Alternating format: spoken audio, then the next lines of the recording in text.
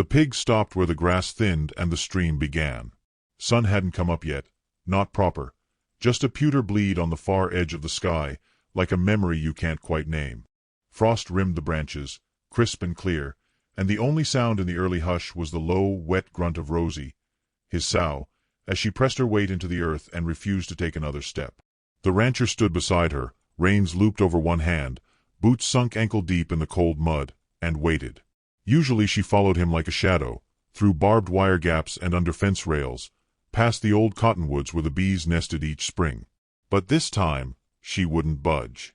Not even with a slap to the haunch or a sharp whistle between his teeth. Her ears twitched toward the water. Her nostrils flared. He looked down.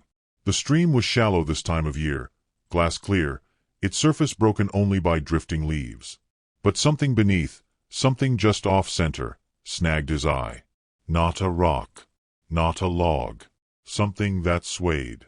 Something pale. He stepped forward, slowly, the leather of his boots creaking against frozen earth. Rosie snorted and backed away, her trot uneven, eyes wide like she'd seen a wolf and didn't trust it to stay gone.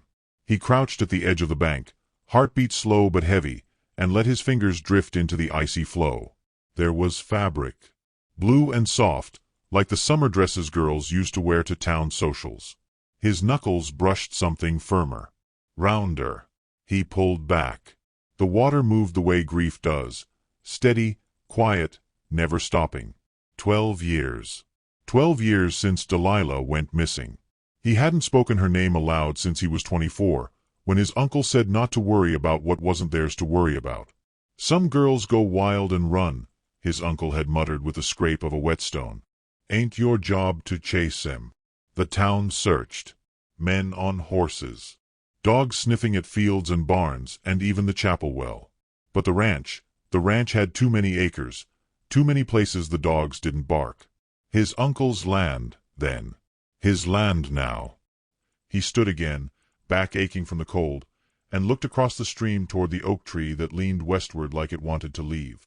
The water passed quiet under it. Leaves floated, twirled, settled. And just beneath, the blue of the dress caught again in a root. Rosie let out a guttural squeal behind him, trembling from head to tail. "You seen her, girl?" he asked softly. She didn't answer, just turned and trotted back toward the barn. And for the first time since he'd raised her from a runt, she didn't wait for him to follow. The next morning came slow, dragging light like a guilty man drags chains. He didn't sleep. The shovel leaned against the side of the shed, old wood-stained from years of weather and worse. The stream barely bubbled as he stepped into it, boots darkening, jeans clinging like shame. The dress came loose in his hands easier than it should have. And attached, bones. Thin. Brittle. A child's, maybe. Or someone slight. Fingers curled like they'd once held something precious and lost it. He dropped to his knees in the mud. Delilah. She'd been 14. Laughed like she didn't trust the world but loved it anyway. Came to the ranch once with her church group, brought lemonade she'd made herself. Stained the porch with sugar rings and sunlight. His uncle called her a nuisance. Later, he'd said she'd been stealing tools. But Delilah never stole a thing. He remembered now. The way she'd vanished. The whispers that followed. The way his uncle stopped going to town. Stopped looking folks in the eye. And how he, just a boy still, learned to stop asking questions. Back then, he'd heard strange sounds from the cellar beneath the kitchen floor. Chain clinks. Whimpers. He'd told himself it was rats. The kind of rats that moaned. The bones in his arms now had no voice. He carried them to a canvas tarp near the shed and wrapped them gently, like he was tucking in a child for the last time. His hands were shaking by the end of it. He didn't pray. The pig stood at the edge of the barn, watching him with those dark, bottomless eyes. When he looked at her, he saw everything unspoken, everything she'd sensed and he'd denied.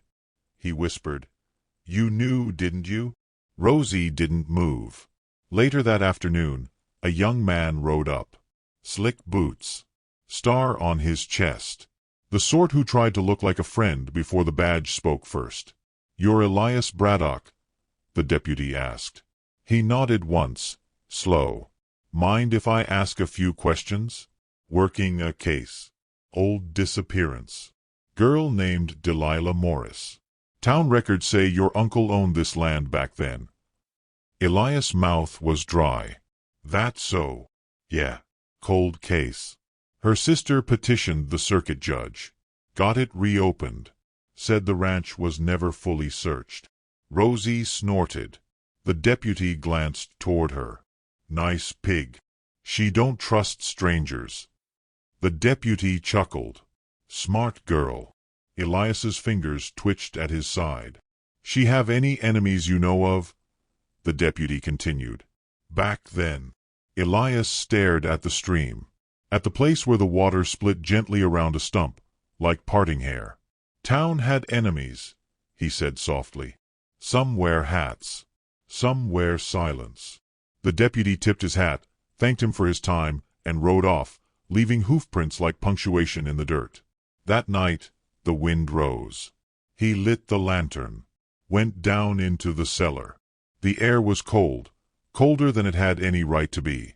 Stone walls, dirt floor, rusted hooks, and in the corner, half buried in ash, a comb, pearl-toothed, Delilah's. He remembered her holding it that day, smoothing back her braid, laughing with her chin tilted toward the sky. He dropped to his knees and clawed at the ground. Found bones again, smaller ones. Another child, or more pieces of the same. He wept. For her. For himself. For the years he'd kept a ghost beneath his kitchen. In the dark, Rosie waited at the cellar door, her breath fogging the cracks. She didn't leave him. Just stood guard, eyes unblinking. At dawn, he loaded the canvas onto his mule cart and rode to town in silence. The sheriff's office was still shuttered, the streets empty, the town not yet stirred from its warmth. He laid the bundle on the steps, tied with rope and sorrow. No note.